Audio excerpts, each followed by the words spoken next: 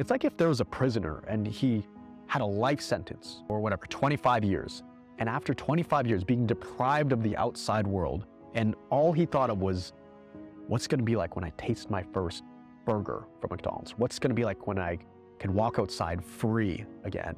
Outside of this prison, outside of this box, this claustrophobic box of limitations that I'm living in. It's like getting released from prison after 25 years. That's what it felt like when they sat me outside in that wheelchair. And it was like one of the happiest moments of my life. I can take on anything now in my life. I'm now currently living a life in which I never thought I would be able to ever live again.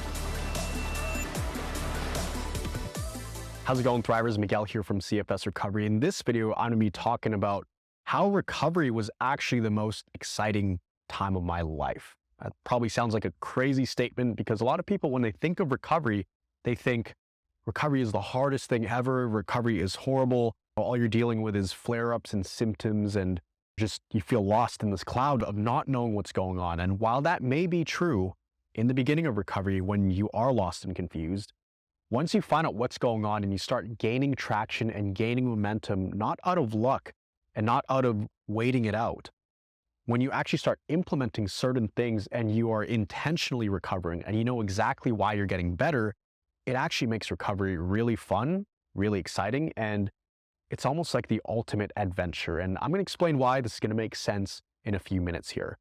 Now, the reason I'm making this video is to share with you that what you're going through is actually a very special, unique time. And I'm not talking about people who are, maybe you're hospitalized right now, or maybe you're in bed and you can't move. You're listening to this. You're probably thinking, Miguel, you're crazy. And I can assure you I'm not crazy. The reason I'm sharing this with you, the reason I can say this is because I've been there. Having been somebody who has been bedridden, has literally felt paralyzed for days at a time where I can't even open my eyes. I've been in dark rooms for months. I had to wear blindfolds and eye masks and earplugs for months on end, even to the point where I was hospitalized. When I look back on my life now, doing all the things I've done a lot of things in the past 6 years since I started really getting my health back, and really in the last 3 years where I've been completely symptom-free and really living I would say my best life and doing all these things I never thought possible. I look back and think, you know, what was the happiest time? What was the most exciting time of my life? Because I like to look back on my life as if it's like a story. It's pretty epic thus far. And the most exciting time was when I was gaining momentum in recovery and getting my life back. Now, in the beginning, or when you're in the thick of it, it's really hard to see that. And it's hard to appreciate the uniqueness of what you're going through. If you're in a place right now, like I said in the beginning of this video, where you are gaining traction and you're gaining momentum and you're starting to add all of these things in life again, but you're intentional about your recovery and you know exactly why you're recovering, well, now you have this process that you can follow and it gets pretty predictable, which makes it exciting because you know in 2, 3, 4 weeks from now, you're going to feel better and better and better. And you're starting to add things into your life again in layers, you know? For me, it started with literally being bedridden. And I'll tell you, one of the most exciting moments, I still remember it to this day, and this trumps any other experience I've had my entire life. One of the happiest moments and most exciting times was when after 8 months, almost 8 months, let's say 7.5 months of being, you know, just completely bedridden, of having no answers, of feeling scared, feeling like my life was over, the most exciting window of time in my life, the most exciting few minutes and the most life-changing experience I had was when they wheeled me outside in a wheelchair. This is one of the first times I sat up. They wheeled me outside in the hospital and I was in a hospital outfit. You know, it was dirty. I hadn't showered in maybe a couple months at this point. They sat me outside. It was springtime. It was mid-March. And I felt the sun on my skin for the first time in 8 months. But for the first time when I wasn't being put into an ambulance on a stretcher or I wasn't going to the ER, because I had felt that a handful of times over the previous 8 months, but this was the first time that I felt the sun on my skin and the wind on my face, and I wasn't in a complete panic and I wasn't thinking I was going to die in 5 minutes. This was the first time I felt nature and was able to appreciate it. And I just remember the warmth of the sun on my skin. I can't even explain that. It's kind of like when maybe most of you haven't experienced this yet, but it's like if there was a prisoner and he had a life sentence or whatever, 25 years. And after 25 years being deprived of the outside world, and all he thought of was, what's going to be like when I taste my first burger from McDonald's? What's going to be like when I can walk outside free again, outside of this prison, outside of this box, this claustrophobic box of limitations that I'm living in?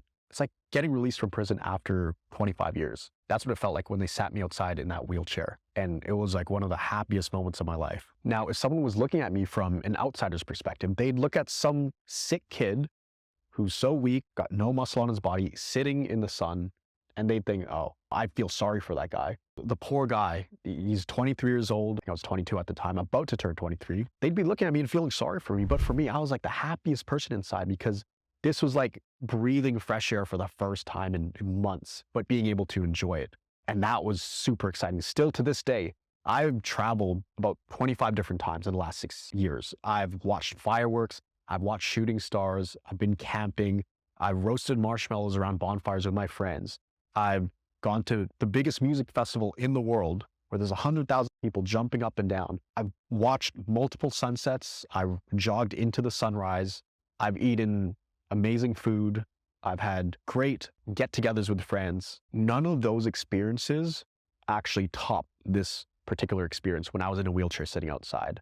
And the reason why, it's because it's like you're doing everything again for the first time. Like I said with that prisoner analogy, when you're deprived of all these different things for so long, everything feels new again when you do it. So for me, because I was starting at absolute rock bottom, anything and everything was brand new to me. Just being able to sit up. I remember after they put me outside, the next thing they did was brought me inside and sat me at this table with some people, right? And a lot of people don't know this, but I was in the hospital for that first month in the ICU.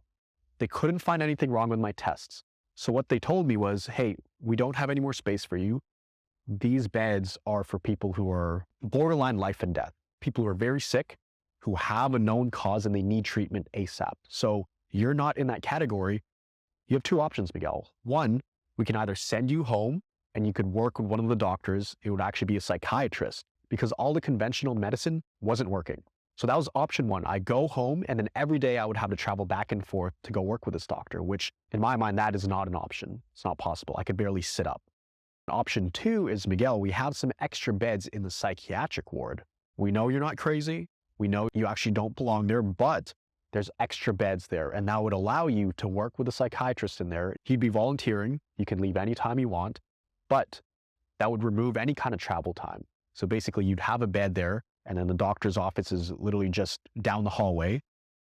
Is that something you're open to? And I said, well, I don't really have a choice, do I? So it was actually in the psych ward that I spent the other second month in the hospital in. And that's actually when everything turned around for me, because that's where I met my doctor, who taught me about the hypersensitive nervous system.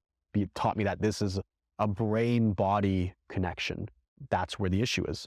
And so after they sat me outside, and that was almost my rebirth moment, that's what it felt like, they sat me up at the table. And a lot of these people, I couldn't even understand what they were saying, but just to feel like a human again, to sit up at a table and eat with people, that in itself, it felt like a new experience for me. So that was amazing. It's the first time I did that in 8 months. Felt like a human again. So that was an amazing experience. And then I had cookies again for the first time in like 8 months. Didn't crash from that. Then they gave me stuff to draw with, right? So I was drawing with little crayons. I felt like a kid again. That was so fun. The colors looked brighter. There was a music class in there. And I remember, because I played guitar most of my life, my dad brought a guitar for me. And I was playing that. Music sounded so much better. Colors looked so much better. Food tasted so much better, because I was eating the same thing for 8 months. And I was getting worse. I thought if I even eat one wrong thing, I'm going to crash, but that wasn't the case. So every new thing you do, it's almost like you're doing it for the first time. And I remember I went from a wheelchair to a walker. Even that, I was standing on my own feet. Felt like the first time, because 8 months, you forget what it's like to stand up and walk again. I was walking with a walker, and I had the biggest smile on my face in that whole wing of the hospital. A lot of other people, they were complaining and they were talking about how horrible their life is. And I was just so grateful to be able to speak and open my eyes and not be in a paralyzed state. I was so happy to be able to use a walker. And when I wasn't using a walker, I was standing up on my own 2 feet. I was so happy to be doing that. Now, keep in mind, I am still feeling severe symptoms at this point, but not to the point where I'm mentally downward spiraling, because now I knew what was going on. I was still feeling a lot of pain and aches in my knees and hips and joints. I mean, my leg muscles were almost non-existent at this point. So just taking a few steps, my legs would be shaking for the next 30 minutes. It felt like I just sprinted up a mountain. And doing that was super exciting. I remember the first time I took a shower on my own for the first time in 8 months. That was amazing. I've been to a few spas in the last few years, where you go into the middle of the forest, you go into a hot bath and a cold bath. That shower in the hospital, when I was sitting in a wheelchair, that was one of the best showers I've ever had. And by the time I got out of the hospital, this was about a month after meeting my doctor, I drove for the first time. That was amazing. Just that newfound sense of freedom. I remember riding in my mom's car at the time. She had a convertible, so there was no roof. And this was springtime in Vancouver. So we were driving around the city in a convertible, listening to music, and that's one of the best car rides I ever had that I could remember. I remember walking my dog for the first time. I was so symptomatic, bringing him outside, walking 100 feet. And there was water where my mom used to live. And I walked him there, and I remember sitting there holding my dog, looking at the water. And I'm like, man, it's a miracle I'm even here. And so all these things you used to do, you start to do them again and experience them. It's almost like you experience life with a brand new lens, because you go back to life with a different mindset. Having a new mindset, kind of renovating your mind and the way you see the world, moving away from this type A personality and this over-analyzer, overthinker mentality. It's like seeing the world through a different lens. First time you drive your car, the first time you go into a mall again, the first time you see your friends out in public, it's just a different experience. And so it's almost like the feeling of acceleration versus maintaining speed. When you're driving a car or you're on a roller coaster, it's the acceleration that's the most exciting part. And as you're adding these activities back into life, you could compare that to the acceleration on a roller coaster. That is the most exciting part, because every day, every single week, things are drastically different. I was in a bed. The next week, I was in a wheelchair. The next week, I was in a walker. The 4th week, I was walking on my own 2 feet. The 5th week, I was out in the world again. The 6th week, I was driving my car. So it's like such a massive difference week to week. Whereas once you get to a more functional level where you can work, you could go to groceries, you could hang out with friends, there's not as much variation in what you're doing. So your weeks aren't drastically different from each other. Now you're in the maintenance phase. Now the roller coaster has reached top speed. Now it's maintaining. So you don't feel as much excitement. But a way you can bring back excitement, for me personally, is I think back to the times where I couldn't eat food, where I couldn't even roll over in bed or sit up or drive my car or hang out with friends or even watch a movie, even think straight. When I think back to that contrast of where life was at before and my experience of the world versus where I'm right now, that contrast is what brings the gratitude and appreciation. Right? Now, without going through those lows and those trenches, I wouldn't be able to appreciate the things I have now. So if you're in a place right now where you are adding things into your life week by week or month by month, just understand that this is a very unique and special experience, and don't take it for granted. Because when you're recovered, when you're living your life again, and all of this feels like a bad dream, you're going to think back to the times where you were doing all these things for the first time again. And I feel like for me, a part of me misses that excitement, because there's only so high I can get. There's only so many new experiences I can have. Where before, it's like every week was a new experience for me. I'm not saying life is worse now. It's just now looking back, I'm able to appreciate how cool and how exciting that phase of my life was, just because things were so different. It's almost like you wake up every day excited to do something new. Whereas now it's like, to get that same feeling I had of them rolling me out in a wheelchair to sit in the sun, I'd basically have to jump out of an airplane. Because, take for example, one more analogy here. It's actually getting dark. There's a beautiful sunset. Let me actually show you guys here. Check out this sunset. I've been watching the sunset for the last handful of minutes here. That's what I've been looking at. But before I used to wish that I could even look at things like this. Like this was not possible. Now it's an everyday thing. So for me, this is normal. This is just like a typical day. Because before this is like a dream come true, which it is a dream come true. But, thinking about how low life was compared to now, it just makes you appreciate how far you've come, really. So if you're in that place right now where you're gaining momentum and you're adding all of these new things in life, just appreciate it and journal it. I would journal it, take videos. I took a lot of videos on my ascent to where I'm at right now. From the times when I just first got out of the hospital, I was so grateful. I was posting about it on my old Instagram. Unfortunately, that Instagram got deleted, but I wish I could pull that up just to relive that acceleration back into life. It was so cool.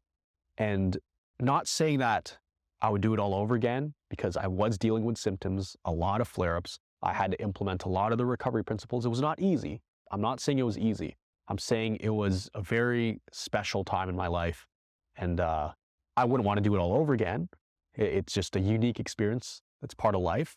But if you're in that phase right now, just enjoy it. Enjoy the ride, enjoy the acceleration, appreciate it, because this is where the most epic stories are made. Because 20 years down the road, 10 years, 30, 40, 50 years down the road, depending on how old you are, you're going to be sitting around a campfire, or you're going to be sitting around a dinner table with family saying, remember that time I couldn't do X, Y, and Z, and then we did this, and then we did this, and then this happened. I still talk about it to this day, almost every time I see my family.